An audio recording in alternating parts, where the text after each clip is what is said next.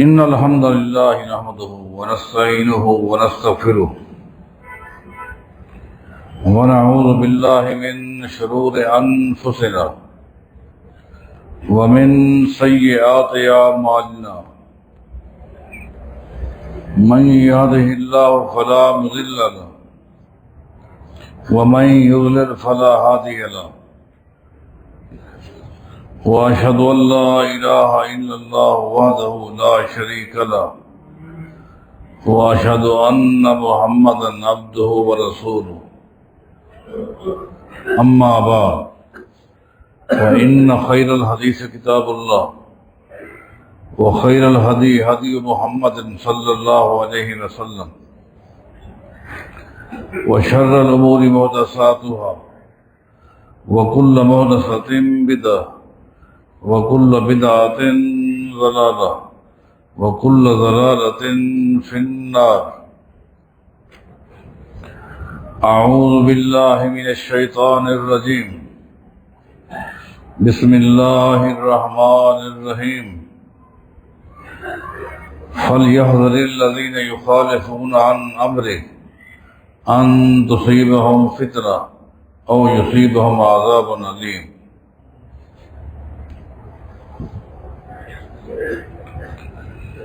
ایک اصول ہے جس پر سب کا اتفاق ہے. ان قول الصحابی حجت ما لم ينفه شيء من السنت، کہ جب ایک طرف کسی بھی مسئلے میں کوئی ایسی حدیث موجود ہو جس میں تینوں صفتیں پائی جائیں. پہلی صفت وہ صحیح ہو، ضعیف نہ ہو. دوسری صفت وہ صریح ہو، کنایہ نہ ہو. اور تیسری صفت کہ وہ حدیث مرفوع ہو، نبی علیہ السلام کا قول ہو یا فعل ہو، موقوف نہیں ہو، کسی صحابی کا عمل یا فتویٰ نہ ہو. جب ان صفات کے ساتھ کسی مسئلے کے لیے حدیث موجود ہو تو پھر اس حدیث کے مقابلے میں کسی صحابی کا عمل آ جائے،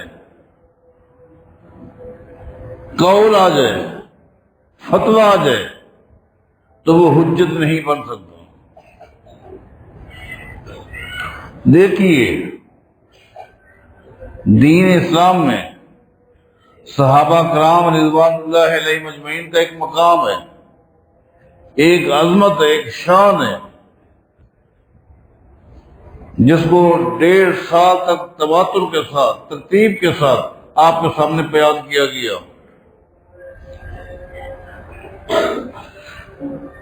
ان کا مقام اس سے بڑھ کے اور کیا ہوگا کہ اللہ کے علم میں تھا کہ صحابہ کرام، صحابیات رضوان اللہ علیہ مجمعین سے قول میں بھی غلطیاں ہونی ہیں، فعل میں بھی غلطیاں ہونی ہیں، فتوے میں بھی غلطیاں ہونی ہیں،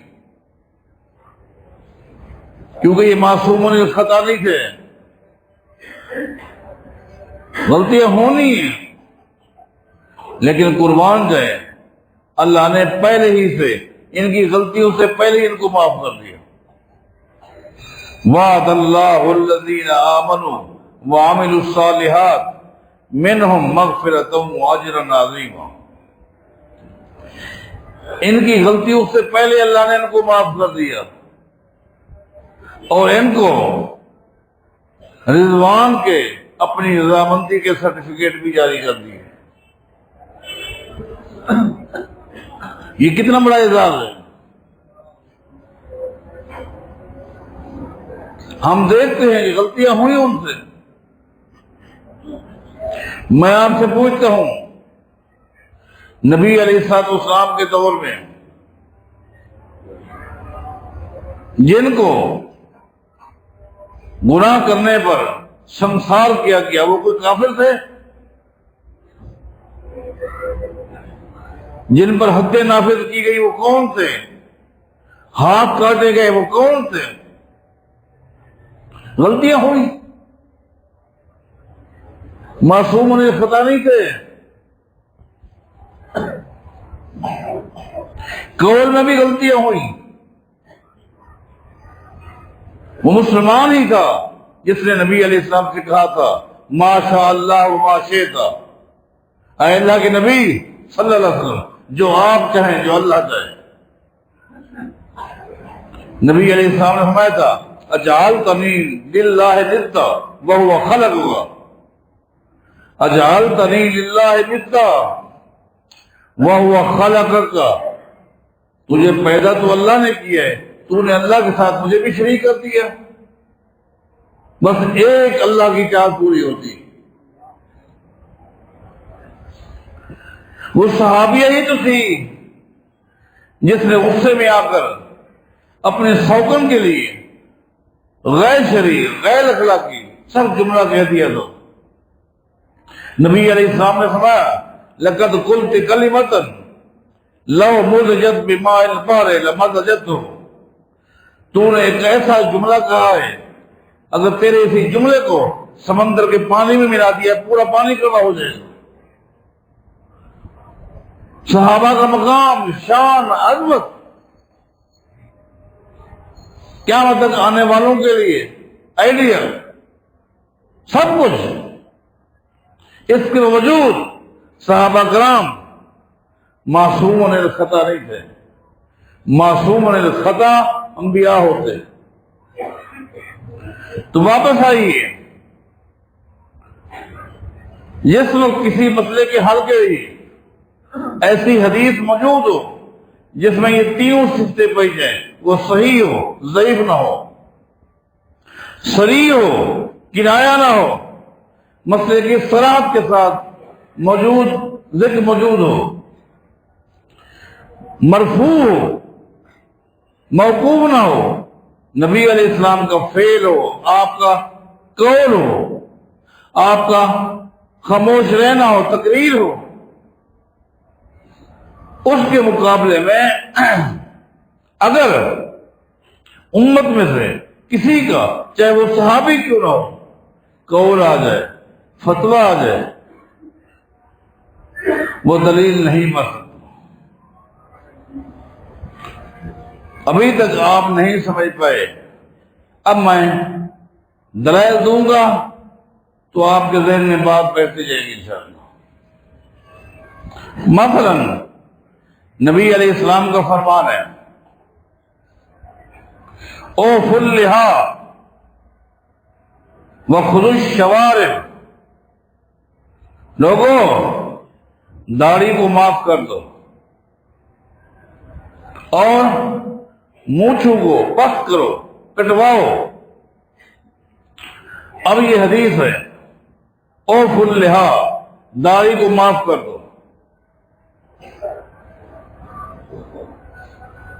امام مسلم نے جو مسلم لکھی ہے اس کے شارح ہیں امام نووی، وہ فرماتے ہیں داڑھی کو معاف کرنے کے لیے احادیث میں 5 الفاظ ہیں، معناها ترکها علی حالها، ان 5 الفاظ کا معنی یہی بنتا ہے کہ داڑھی کو اس کے حال پہ چھوڑ دو۔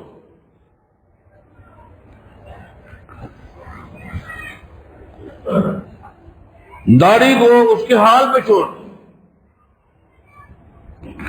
اب یہ جو حدیث ہے مختلف طرق کے ساتھ، مختلف الفاظ کے ساتھ تواتر کو درجہ رکھتی ہے۔ اس صحیح، صریح اور مرفوع حدیث کا تقاضا یہ ہے کہ داڑھی کو چھوڑ دو اس کے حال پر۔ لیکن بڑا افسوس ہوتا ہے، بڑا دکھ ہوتا ہے کہ اس امت میں کچھ لوگ ایسے بھی ہیں جن کے ہاں صحیح اور ضعیف حدیث کا تمیز نہیں ہے۔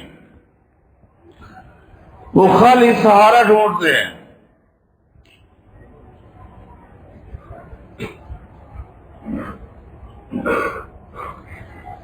اب ان کو جامع ترمذی کے حوالے سے ایک حدیث مل گئی کہ نبی علیہ الصلوۃ والسلام نے اپنی داڑھی کو طول سے اور عرض سے لیا ہے، کاٹا ہے. یہ وہ طبقہ ہے جن کے ہاں صحیح حدیث اور ضعیف حدیث کے درمیان تمیز کا جذبہ نہیں ہے. انہیں معلوم ہونا چاہیے کہ بالاتفاق ضعیف حدیث ہے، اور جو حدیث ضعیف ہوتی ہے وہ بھی صحیح حدیث کے مقابلے میں حجت بن نہیں سکتی. ویسے بھی حجت نہیں ہے. کوئی شخص ثابت کر کے دکھلائے کہ یہ حدیث صحیح ضعیف حدیث ہے، لہذا اس کو دلیل بنا کر داڑھی کو طول سے یا عرض سے لینا غلط ہے. اور اس سے بڑھ کر افسوس ان لوگوں پر ہوتا ہے جن کے ہاں صحیح حدیث اور ضعیف حدیث کے ہاں بڑا تمیز ہے، دن رات تحقیق ہے، بڑی گہری نظر ہے، لیکن جب ان کو کسی بھی صحیح حدیث سے داڑھی کی کاٹنے کا ذکر نہیں ملا، اب انہوں نے بعض صحابہ کو دلیل بنا کر پیش کر دیا، صحابہ کی شان بیان کرنا شروع کر دی، نام لے لے کر مثلا کہہ دیا عبداللہ بن عمر رضی اللہ عنہ کس قدر جلیل کا صحابی ہے، ٹھیک ہے، کس قدر نبی علیہ السلام کے مطیع ہیں، کس قدر نبی علیہ السلام کے متبع ہیں، کس قدر نبی علیہ السلام کی سنت کی پابندی کرنے والے تھے، آپ کی احادیث پر کس طرح عمل کرنے والے تھے.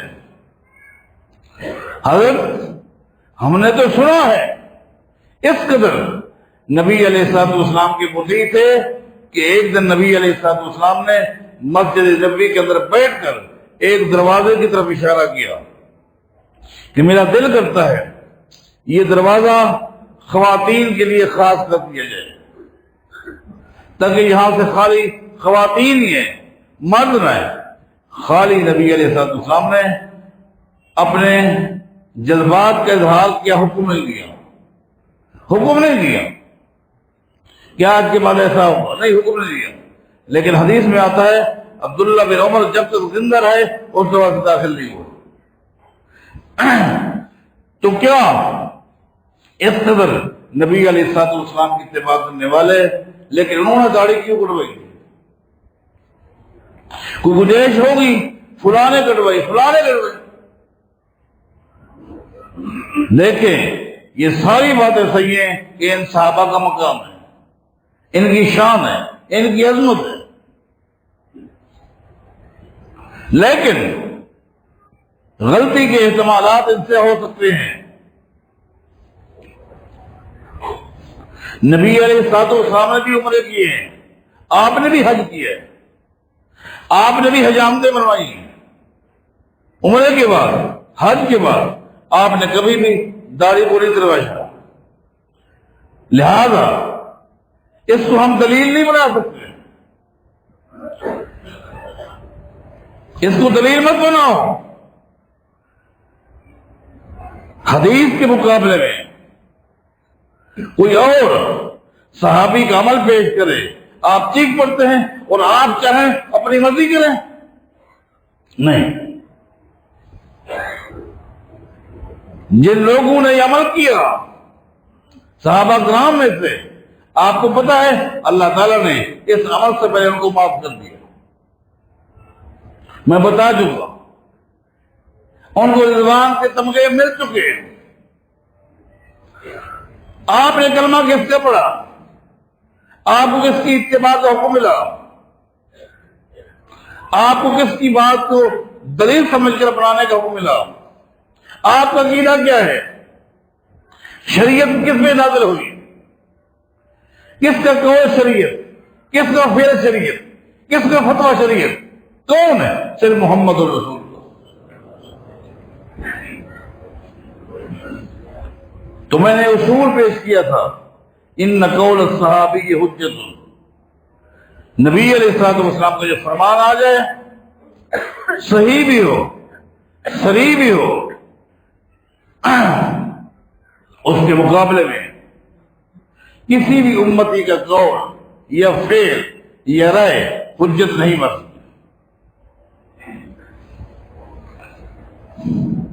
وقت کی نزاکت کو سامنے رکھتے ہوئے آگے ایک اور مثال پیش کرتا ہوں۔ اگر کسی انسان کے، مرد ہے یا عورت ہے، بال سفید ہو جائے تو کیا ان کو رنگ سکتا ہے کہ نہیں رنگ سکتا؟ جی ہاں، جب داڑھی کے بال سفید ہو جائیں یا سر کے بال سفید ہو جائیں، خاتون کا سر سفید ہو گیا، مرد ہے سر کے بال سفید ہو گئے، داڑھی کے بال سفید ہو گئے، اگر وہ سفید ہی رکھنا چاہتا ہے تو یہ بھی سنت ہے۔ آپ سمجھیں، اگر وہ اس کو نہیں رکھنا چاہتا، سفید ہی رکھنا چاہتا ہے تو مسلم میں آتا ہے یہ بھی سنت ہے۔ اس لیے کہ بات، کیونکہ نبی علیہ الصلوۃ والسلام ہر وقت داڑھی کو یا سر کو رنگتے نہیں تھے، رنگتے بھی تھے، چھوڑ بھی دیتے تھے۔ سیدنا انس تھے، جو حدیث مسلم میں موجود ہے اس میں نہ رنگنے کا ذکر ہے۔ لہذا اگر کوئی شخص اپنے بالوں کو سفیدی میں چھوڑ دے تو یہ بھی سنت۔ صحابہ کرام نے نبی علیہ السلام کو دیکھا اور صحیح مسلم میں یہ صحیح حدیث ہے۔ اور اگر کوئی شخص بالوں کو رنگنا چاہتا ہے تو رنگ بھی سکتا ہے، لیکن کون سا رنگ؟ اس کے لیے سب سے پہلے ہم دیکھتے ہیں کہ کائنات کے امام محمد رسول اللہ صلی اللہ علیہ وسلم نے داڑھی کو رنگا تو کون سا رنگ؟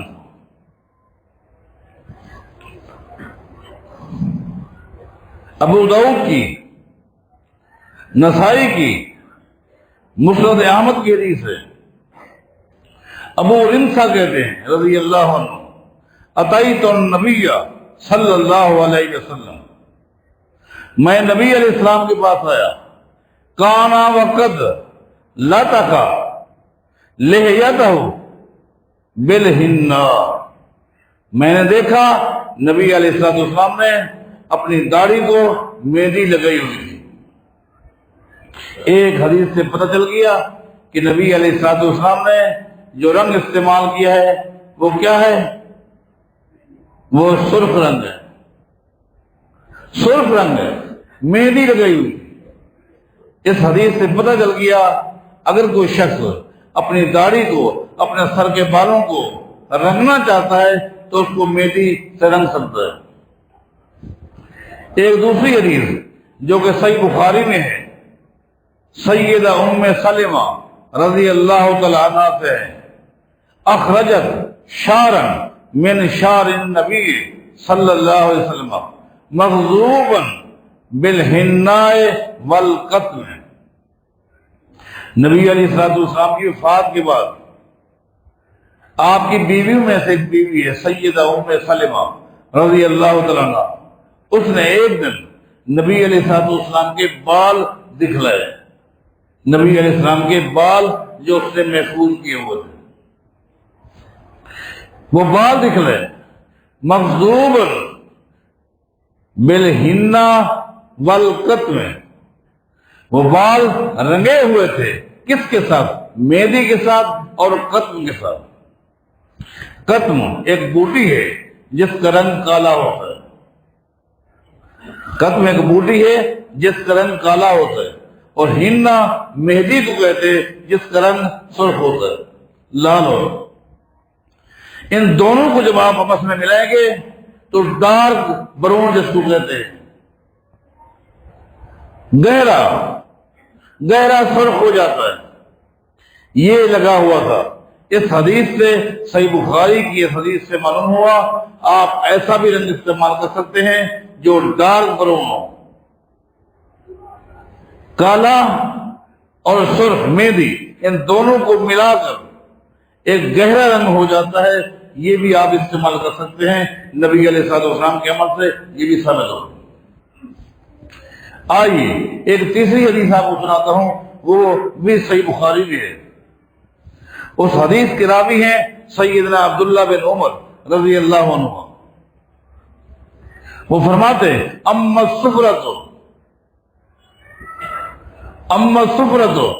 فإنی رأیت النبی صلی اللہ علیہ وسلم یسبغ بها وانا احب ان اسبغ بها۔ ایک دن میں نبی علیہ السلام کے پاس گیا، آپ نے اپنی داڑھی کو رنگا ہوا تھا زرد رنگ کے ساتھ، زرد رنگ کے ساتھ، مجھے بڑا اچھا لگا، اس لیے میں اس رنگ کو پسند کرتا ہوں اور میں بھی یہی رنگ استعمال کرتا ہوں۔ اس حدیث سے پتہ چلا کہ زرد رنگ بھی آپ استعمال کر سکتے ہیں۔ یہ نبی علیہ الصلوۃ والسلام کا عمل ہے جو میں نے آپ کو بتا دیے، جو ہمارے لیے حجت ہے، حرف آخر ہے۔ اب آئیے امت کے لیے نبی علیہ الصلوۃ والسلام کا حکم کیا ہے؟ یہ تو آپ کا عمل تھا، اب آپ کا حکم کیا ہے؟ علامہ البانی رحمہ اللہ جو اس دور کے حدیث کی صحت اور ذوق کے حوالے سے حجیت کا درجہ رکھتے ہیں، انہوں نے ضعیف احادیث کے لیے الگ ایک کتاب لکھی ہے 16 جلدوں میں، اور صحیح احادیث کے لیے الگ کتاب لکھی ہے 11-12 جلدوں میں۔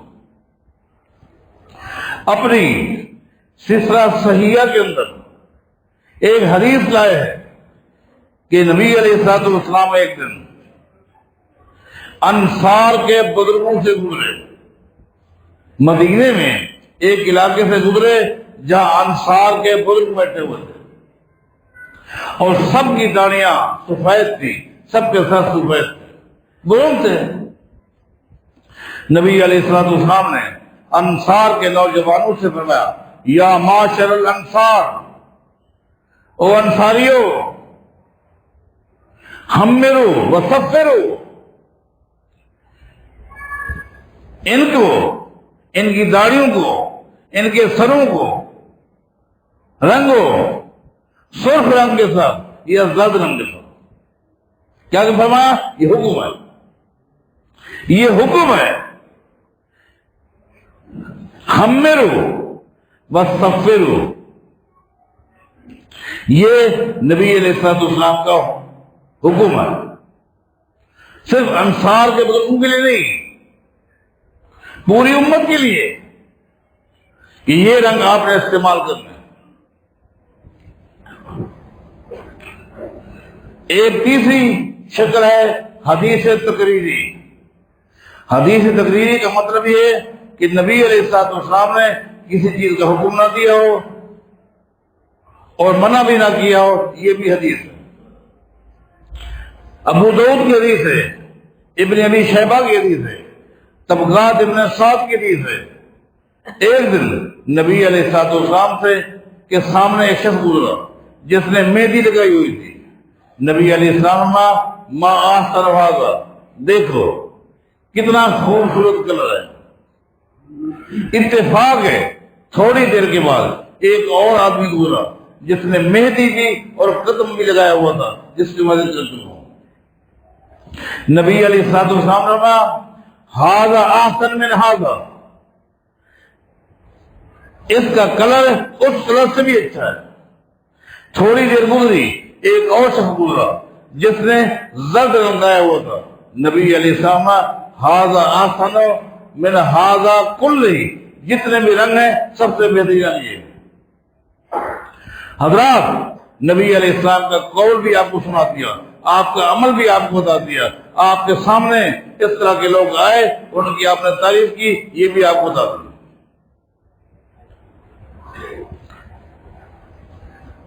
جتنی بھی مرفوع احادیث میرے علم میں اس مسئلے میں آج تک میں نے بڑے بڑے علماء سے رابطہ کیا ہے، کیونکہ میری حیثیت ایک طالب علم کی ہے، مجھے کوئی ایک حدیث بھی نہیں ملی۔ میں نے علماء کے رسالے بھی پڑھے ہیں، میں نے اہل علم کے کلپ بھی سنے ہیں، میں سب کا احترام کرتا ہوں، سب کی عزت کرتا ہوں، لیکن میں کسی کا مقلد نہیں ہوں۔ لیکن میں نے نہ سنا ہے نہ کسی کے رسالے میں دیکھا ہے کہ اس نے کوئی ایک حدیث پیش کی ہو۔ میں نے آپ کے سامنے کتنی حدیثیں پیش کی، رنگوں کے حوالے سے صحیح حدیث، کوئی بھی ایک ضعیف حدیث نہیں ہے، سب صحیح ہیں، ان میں سے کوئی کی رائے نہیں، سب مرفوع ہیں، کوئی موقوف نہیں ہے۔ لیکن میں نے اس کے مقابلے میں اور کالے رنگ کے جواز کے لیے داڑھی کو کالا کرنا، سر کے بالوں کو کالا کرنا، اس کے بارے بہت کچھ لکھا گیا، بڑی بڑی تقریریں بھی سنی، بڑے بڑے کلپ بھی میں نے سنے، رسالے بھی میں نے پڑھے، لیکن ایک شخص نے بھی، ایک عالم نے بھی کوئی ایک حدیث ایسی نہیں بتائی جو صحیح بھی ہو، صریح بھی ہو، مرفوع ہو، جس سے ثابت ہوتا کہ نبی علیہ السلام نے بالوں کو رنگنے کے لیے کالا رنگ استعمال کیا ہو، یا آپ نے حکم دیا ہو، یا آپ کے سامنے کوئی کالا رنگ لگا کر آیا ہو اور آپ نے تعریف کی ہو، کوئی بھی نہیں، کوئی ایک بھی حدیث نہیں ہے۔ افسوس، جب کوئی مرفوع حدیث نہیں ملی تو اس مسئلے میں بھی ان دونوں گروپوں نے ایسے ہی کیا۔ ایک گروپ جن کے اندر صحیح اور ضعیف حدیث کا کوئی تمیز نہیں ہے، انہوں نے کہا ابن ماجہ کی حدیث ہے، انہوں نے حدیث بھیج دی ابن ماجہ کی حدیث ہے۔ نبی علیہ السلام نے فرمایا جی ہاں، بیوی کو مرغوب کرنے کے لیے، بیوی کے اندر کشش پیدا کرنے کے لیے، یا اسی طرح مجاہدین جو معرکے میں جاتے ہیں دشمن پر روب ڈالنے کے لیے، وہ کالا رنگ کر سکتے ہیں۔ پہلی بات یہ حدیث ضعیف ہے۔ آئے کوئی شخص اس کو صحیح ثابت کر دیتی ہے، یہ وہ گروپ ہے جن کے ہاں تمیز نہیں ہے، وہ اس ضعیف حدیث کو پیش کرتے ہیں۔ میرے بھائیوں، یہ حدیث ضعیف ہے، اس کو دلیل مت بناؤ۔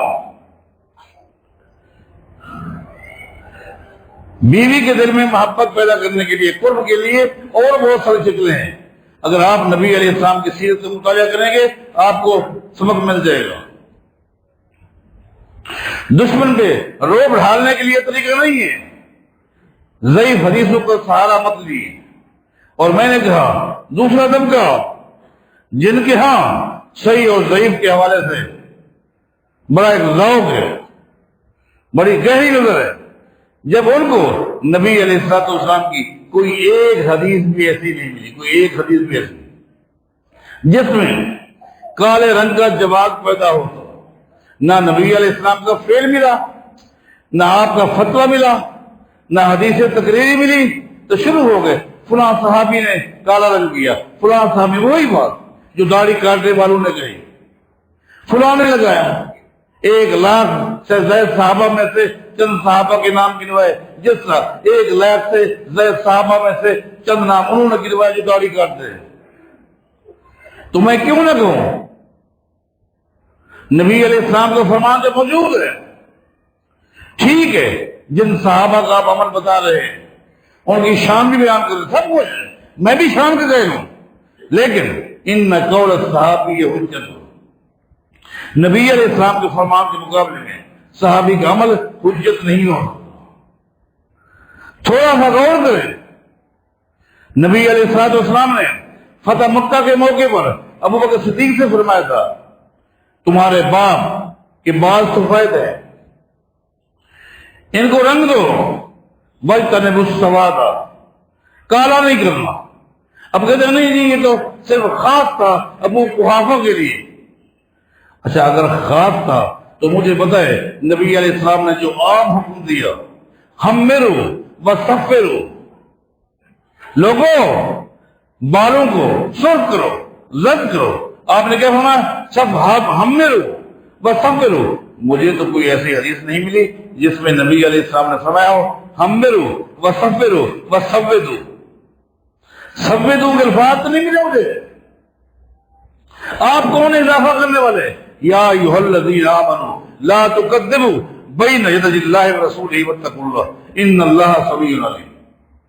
آپ کے الفاظ میں ہمرو ہے، صبرو ہے، سودو نہیں ہے.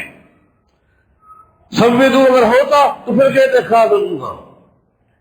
آپ کون ہیں؟ کسی امتی قول کے ذریعے تفسیر کرنے والے آپ کون ہوتے ہیں؟ اللہ کے لیے اس مسئلے میں، باقی مسائل میں بھی نبی علیہ الصلوۃ والسلام کی جب واضح صریح صحیح اور مرفوع حدیث آ جائے اللہ کے لیے اس پر عمل کریں. وہ حجت ہے، اس پر عمل کریں. اور بالوں کو کالا کر کے بناوٹی نوجوان بننے کی کوشش نہ کریں. اقول قولی ھذا واستغفر اللہ لی ولکم وآخر الحمد للہ رب العالمین. ابھی خطبہ جمعہ سے پہلے ہمارے مؤذن صاحب نے جو اذان دی ہے یہ ظہری اذان ہے. وقت نہیں ہے تفصیل بیان کرنے کا. احادیث صحیحہ سے ظہری اذان دینا ثابت ہے، لیکن جس صحیح حدیث میں ظہری اذان کا حکم ہے اس صحیح حدیث میں ظہری اقامت کا حکم ہے.